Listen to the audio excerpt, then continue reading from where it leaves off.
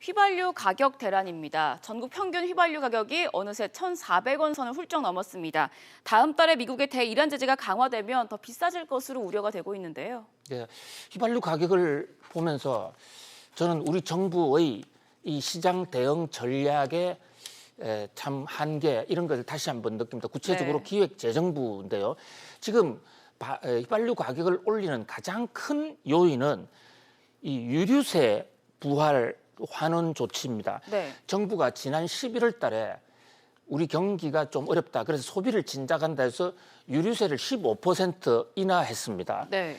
그런데 이 유류세를 5월 7일부터 다시 환원한다 해서 그중에 15% 인하분 중에 7%는 5월 7일부터 환원하고 또 나머지 7%는 올 8월부터 환원하는 거거든요. 네. 물론 유류세 인하가 한시였기 때문에 다시 부활하는 것은 다시 환원하는 것은 어쩔 수 없는 그런 조치이기도 해요. 그런데 왜 하필이면 5월 달에 환원을 하느냐? 이 대목에 대해서는 정부의 이 단견, 정부의 세계 경제 돌아가는 것을 도외시한 정말 그 벽창호 같은 정책이다라고 하지 않을 수가 없습니다. 아시다시피 지금 5월 2일부터 네. 이란산 원유에 대해서 우리가 수입을 하지 못합니다. 네. 미국이 이 이란에 대한 규제 유예 조치를 더 이상 연장 없다 해서 5월 1일부터는 이란 석유를 사올 수가 없는데 이란 석유를 가장 많이 사오는 나라 중에 하나가 한국이고 네. 물론 중국이 가장 많습니다만은 그 비율로 보면 한국이 1위예요. 그러면 5월 1일 이후에 이란산 원유 봉쇄가 된 그 후폭풍이 한국의 소비자들에게 떨어질 것을 너무나 잘 알면서도 왜 하필 5월 7일부터 유류세를 다시 환원하느냐 이거예요. 네. 유류세를 가지고 장난을 치다가 타이밍을 잘못 맞춰서 국민들한테 고통을 주는 이런 지금 정책 실패가 오게 된 것이에요. 사실 지금 우리 경제가 한국의 지금 1분기 경제가 마이너스 0.3%에서 역주행을 했다. 그러면 지금 경기 부양책이 필요한 시점이에요. 네.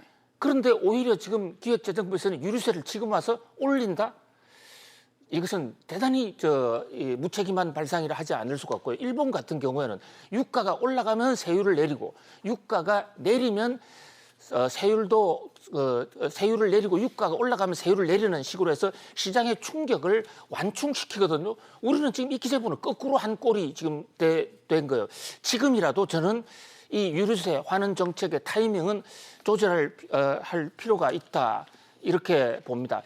이 경기가 지금 살아있는 이 경제가 살아있는 생물이고 유가가 올랐다 내렸다는 그 타이밍에 맞추는 그런 유연한 정책이 매우 중요하다고 보아져요. 지금 이 유가에 이 판매 구성비를 보면 세금이 60%입니다. 국제 원유가 올라가서 국내 소비자 유가가 올라갔다고 자꾸 책임을 외국으로 미루는데 네. 세금이 차지하는 비중이 60%가 넘습니다. 우리나라 국제 유가는 세금이 우리나라의 휘발유값, 경유값은 세금이 좌우한데도 과언이 아니거든요. 그런 면에서 올해 이 국제 유가 대란 정부의 책임이 적지 않다. 지금이라도 대책이 필요하다. 이런 지적이 많습니다. 네, 이어서 네 번째 키워드 확인하시죠.